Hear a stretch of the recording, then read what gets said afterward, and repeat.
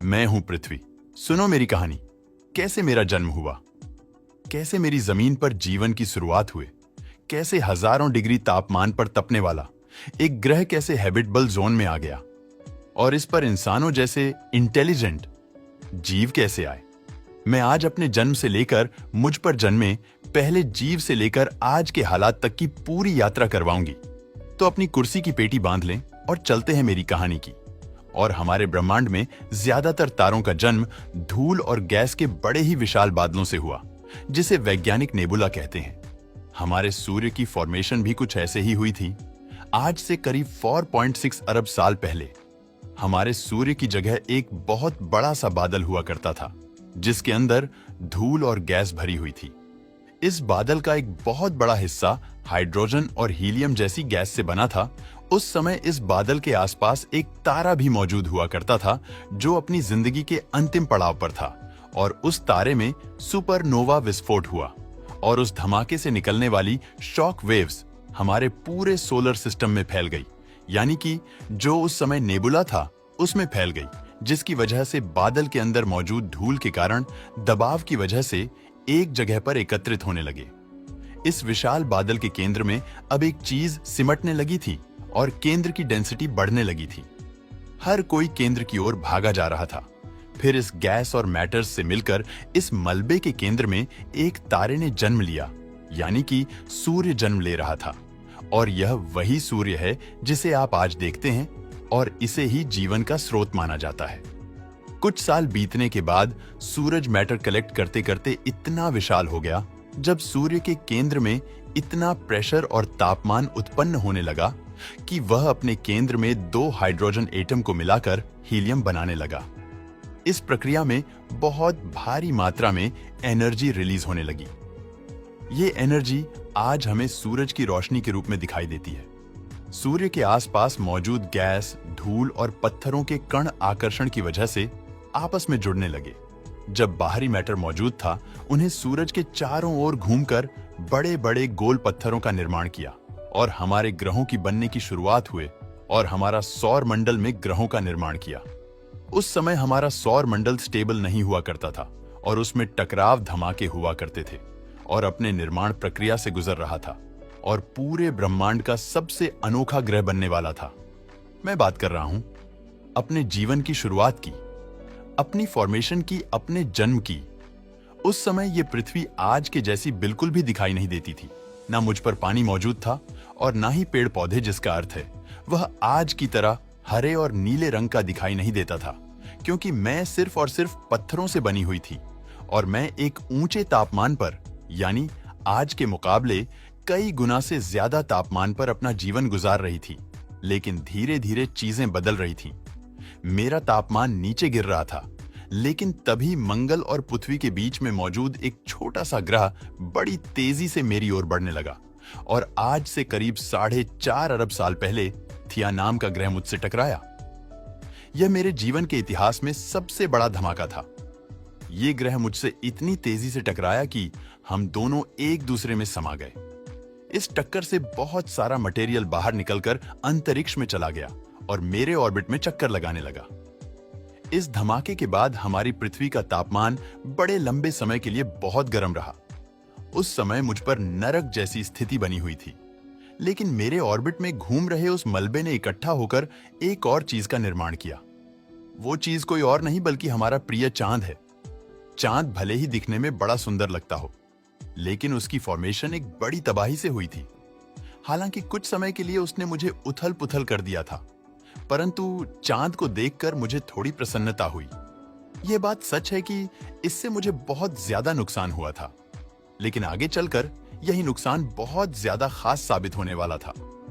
धीरे धीरे मुझ पर मौजूद गर्मी खत्म होने लगी और मेरा तापमान वापस से नॉर्मल होने लगा।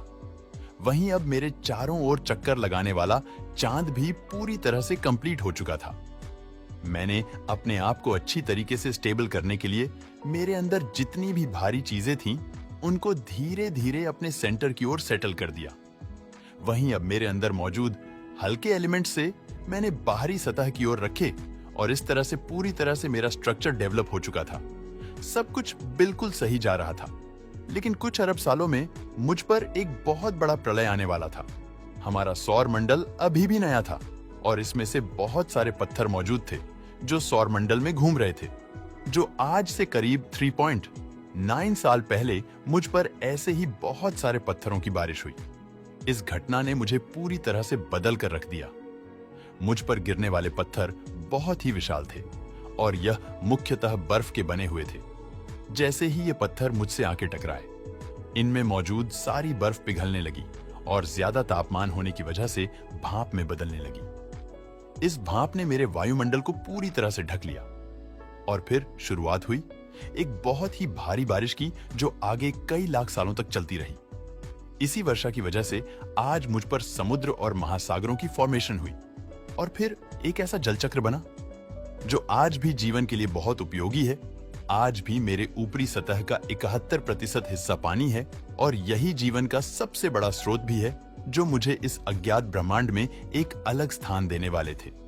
वह चीज थी अमीनो एसिड, जो कि जीवन के लिए बहुत ही जरूरी तत्व था। इसके अलावा इन एस्टेरॉयड के साथ कई जरूरी खनिज भी मुझ तक पहुंचे थे और मैंने उन्हें संजोकर जीवन की ओर एक कदम बढ़ाया था। समुद्र की गहराई में इन अमीनो एसिड ने खनिज के साथ मिलकर पहली बार जीवन का बीज बोया जो आज भी ब्रह्मांड में सबसे अलग और अनोखा है। आज से करीब 3.5 अरब साल पहले समुद्र में पहली बार जीवन की शुरुआत हुई थी। ये आज मिलने वाले जीव जंतुओं से पूरी तरीके से अलग था। ये बैक्टीरिया के फॉर्म में था, लेकिन इनकी संख्या धीरे धीरे समुद्र की गहराई में बढ़ती जा रही थी। जल की वजह से मेरा तापमान धीरे धीरे कम हो रहा था, लेकिन ऊपर से मैं पूरी ठंडी होने की वजह से अंदर की गर्मी बहुत ज्यादा बढ़ गई थी। इसी वजह से मेरी सतह के अंदर बहुत बड़े ज्वालामुखी निकलने लगे। इन ज्वालामुखी की वजह से मेरी सतह का निर्माण होने लगा, यानी कि जमीन बनने लगे। आज से करीब 3 अरब साल पहले धीरे धीरे मेरा वातावरण स्थिर होने लगा था। लाखों साल गुजरने के बाद समुद्र के अंदर जन्मे जीव धीरे धीरे विकसित होने लगे थे। अब यह समुद्री जीव धीरे धीरे ग्रुप बनाकर रहने लगे, लेकिन इस वक्त तक भी हमारी पर एक ही चीज की कमी थी और वो थी ऑक्सीजन। लेकिन करीब 2 अरब साल पहली बार ऐसे जीवों का जन्म हुआ जिंदा रहने के लिए पानी के अंदर मौजूद खनिज और सूर्य की रोशनी ले रहे थे, लेकिन वह जीव माल त्याग के रूप में ऑक्सीजन बाहर फेंक रहे थे। धीरे धीरे ही माइक्रोबैक्टीरिया मेरे वातावरण में बहुत बड़ी मात्रा में ऑक्सीजन को छोड़ने लगे।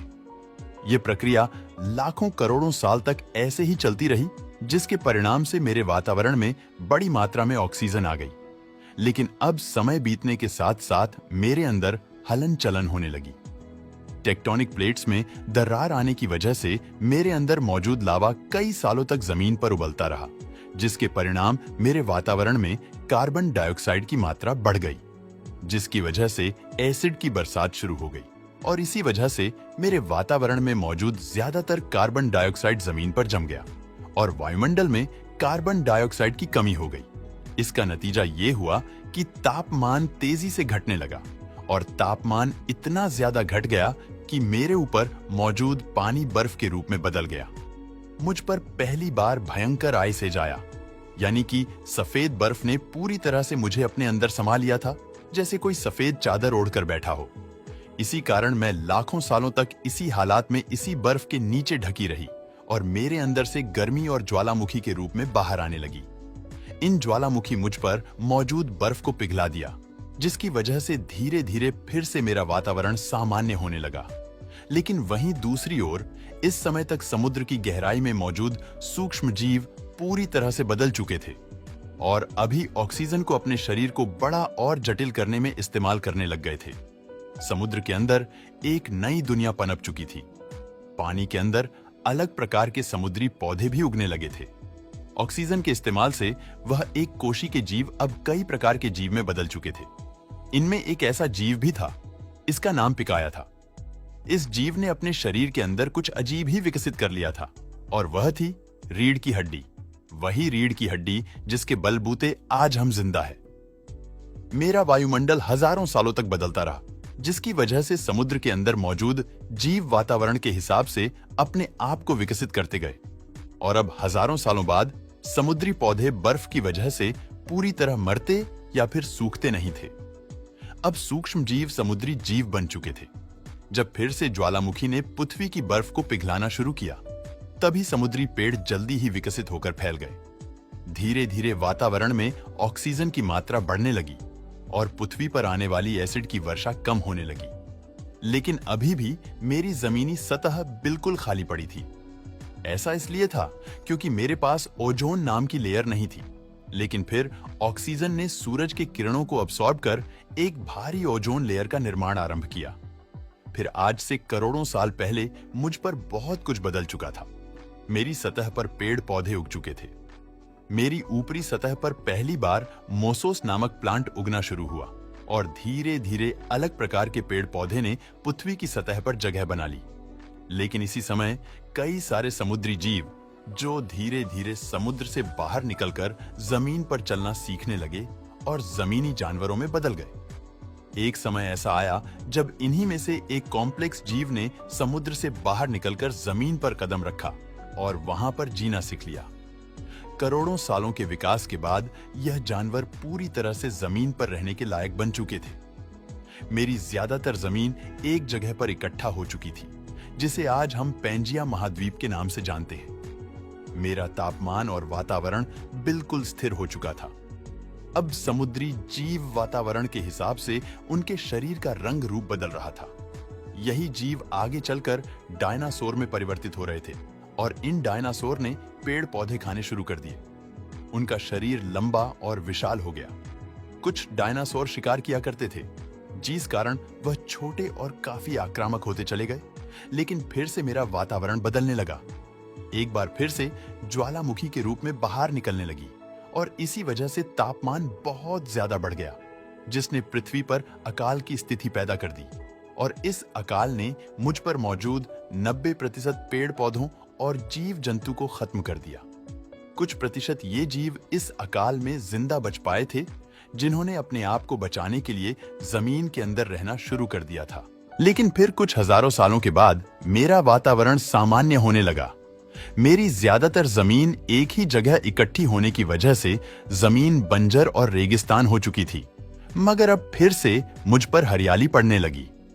ज्यादातर जंगल समुद्र के करीब हुआ करते थे, वही हरियाली बहुत ज्यादा बढ़ गई और अब जो कुछ प्रतिशत जानवर उस अकाल में बच गए थे, उन्होंने बड़े बड़े डायनासोर का रूप धारण कर लिया था। आज से लगभग 20 करोड़ साल पहले पैंजिया महाद्वीप टूटना शुरू हो गया और पैंजिया के टूटने की वजह से मेरी ज्यादातर ऊपरी जमीन पानी के संपर्क में आने लगी, जिसके कारण मुझ पर हरियाली बढ़ती चली गई, जिसके कारण डायनासोर की और ज्यादा प्रजातियां विकसित होती गई। डायनासोर आने वाले करोड़ों सालों तक पृथ्वी पर राज करते रहे, जिसमें कुछ डायनासोर उड़ने वाले भी विकसित हो गए। जंगलों से लेकर आसमान तक डायनासोर का उस समय पृथ्वी पर कब्जा हुआ करता था। लेकिन फिर उसके बाद 6 करोड़ साल पहले उनके साथ एक ऐसी घटना घटी जिन्होंने डायनासोर के साथ साथ मेरे बहुत सारे जीवन को नष्ट कर दिया था। वह घटना थी उल्का पिंड की मुझसे टकराने की बाद में पृथ्वी पर लगभग जीवन खत्म हो चुका था, परंतु मैंने जीवन को बचाने के लिए अपने हर संभव प्रयास किए और एक बार फिर से एक नए जीवन की शुरुआत हुई। एक बार फिर से मेरा जमीनी इलाका हरा भरा हुआ और एक बार फिर से इसमें जानवरों की चीखें, किलकारियां और उनके मधुर स्वर गूंजने लगे। धीरे धीरे ये जानवर विकसित होते गए और आज के इंसान के रूप में भी हमें एक जीव है जो आज मेरे इतिहास के बारे में जानना चाहता है। तो आपको मेरा सफर कैसा लगा? मुझे कमेंट करके जरूर बताना।